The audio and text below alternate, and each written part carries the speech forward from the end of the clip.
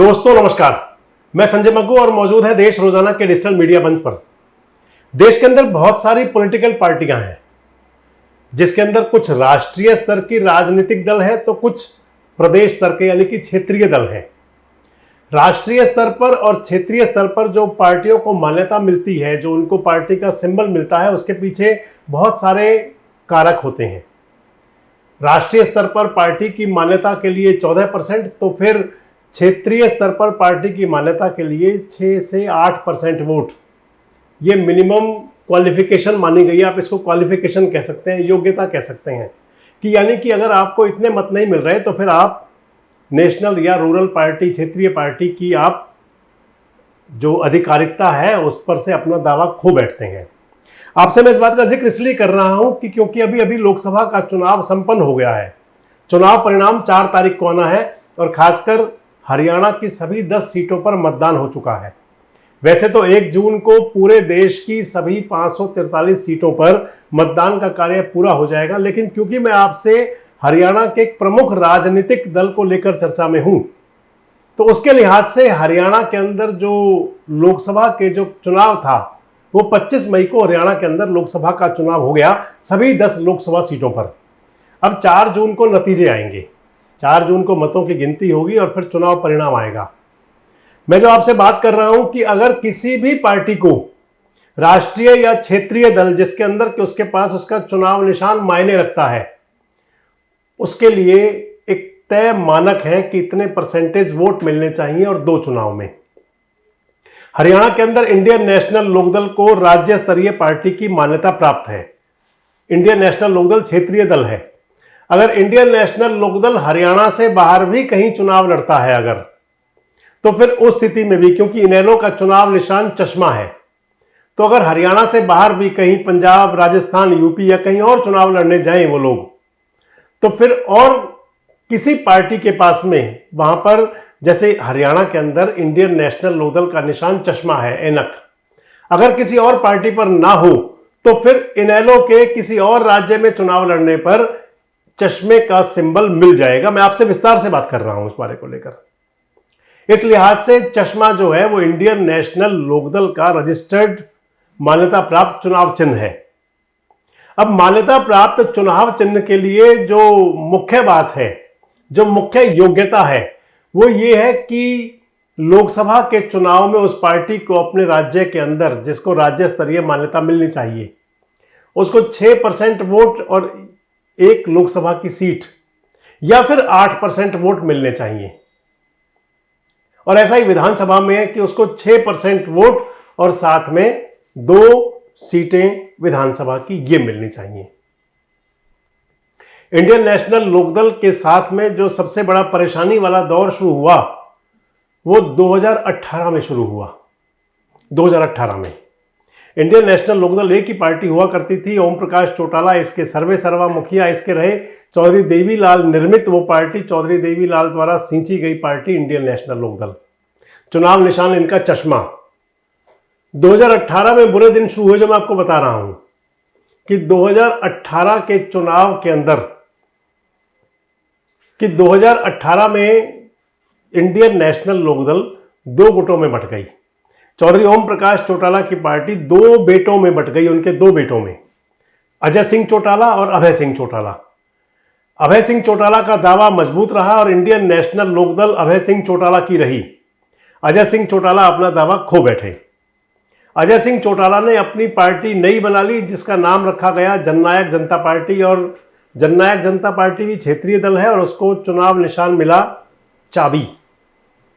Indian national Lokdal अलग होने के बाद, 2 फाड़ होने के बाद, 2019 के लोकसभा चुनाव में पहली बार अपने बूते मैदान में उतरी। कोई गठबंधन नहीं था इनेलो का और इंडियन नेशनल लोकदल ने हरियाणा की 10 लोकसभा सीटों पर चुनाव लड़ा।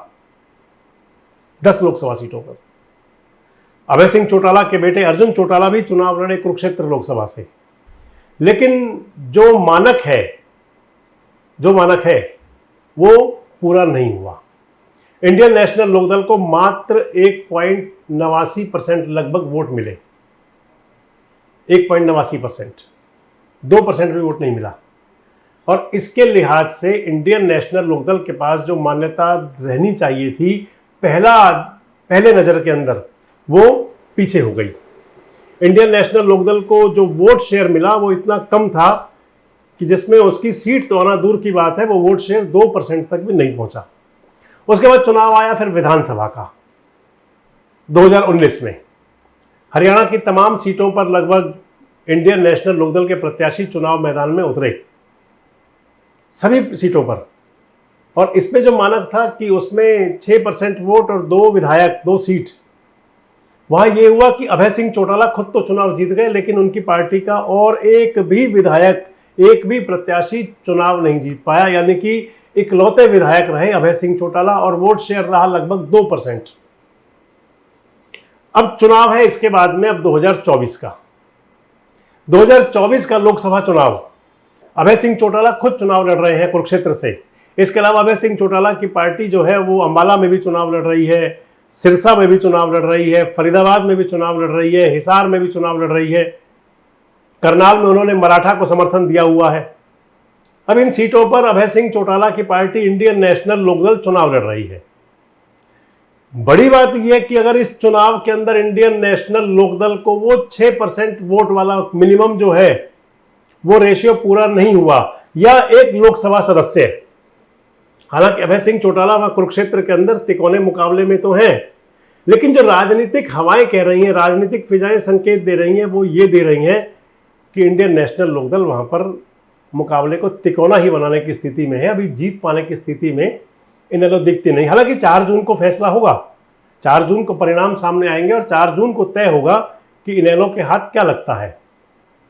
कुरुक्षेत्र लोकसभा पर मैंने आपसे कई बार कहा है कि वहां पर मुकाबला तिकोना है, लेकिन वहां पर जो आगे की दौड़ में दिखाई देते हैं वो नवीन जिंदल दिखाई देते हैं।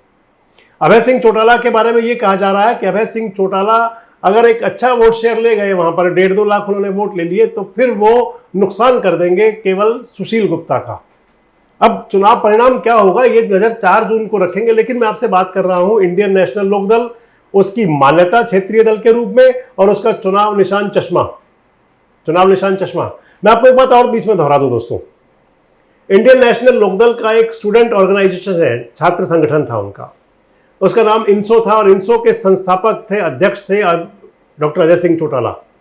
जब इंडियन नेशनल लोकदल दो फाड़ हुई, जब इनेलो से जेजेपी अलग हुई, तो इनसो पर अपना दावा ठोका था अजय सिंह चौटाला ने, उनके बेटे दिग्विजय चौटाला ने, दुष्यंत चौटाला ने, और यह कहा था कि इनसो इनेलो का हिस्सा नहीं है, इसलिए इनसो वापस चली गई जेजेपी के पास ही। यानी कि जो इंडियन नेशनल स्टूडेंट ऑर्गेनाइजेशन जो बना वो दुष्यंत चौटाला, अजय सिंह चौटाला, दिग्विजय चौटाला, इनके पास ही उसका आधिपत्य रह गया।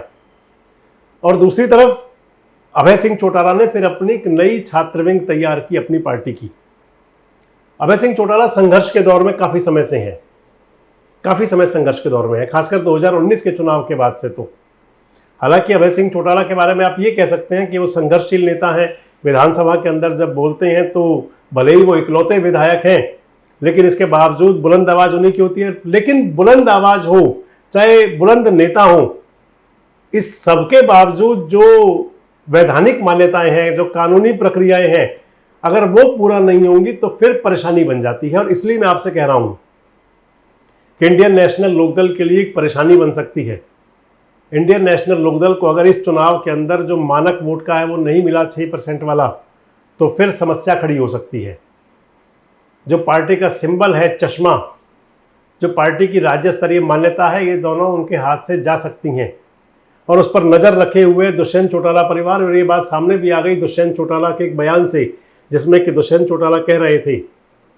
अब बड़ी बात यह कि क्योंकि 4 महीने बाद विधानसभा का चुनाव है, और ऐसे हालात में अगर कहीं इंडियन नेशनल लोकदल को ये वाला झटका लग गया, कहीं उसका चश्मा उतर गया, कहीं चश्मा उतरने का मतलब आप यही समझना कि सिंबल अगर हाथ से निकल गया या क्षेत्रीय पार्टी की मान्यता उनके हाथ से निकल गई, तो फिर इंडियन नेशनल लोकदल को इस बदलते हालात में अपने कार्यकर्ताओं को रोकना भी बहुत मुश्किल हो जाएगा।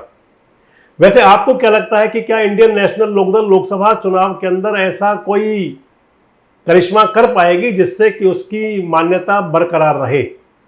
आपको क्या लगता है कि अभय सिंह चौटाला क्या जीत के कगार पर होंगे या फिर मुकाबले को तिकोना ही बनाए रखेंगे? और आपको क्या लगता है कि इंडियन नेशनल लोकदल के जो बाकी प्रत्याशी हैं और सीटों पर वो कैसा करिश्मा कर सकते हैं, उनको वोट शेयर किस प्रकार का हो सकता है, कमेंट्स बॉक्स में जरूर बताएं। जुड़े रहे हमारे साथ, देखते रहें देश रोजाना। हमारे साथ जुड़े रहने के लिए देखते रहिए देश रोजाना का यूट्यूब चैनल सब्सक्राइब कीजिए। साथ ही देश रोजाना की खबरें सबसे पहले देखने के लिए प्रेस कीजिए बेल आइकन।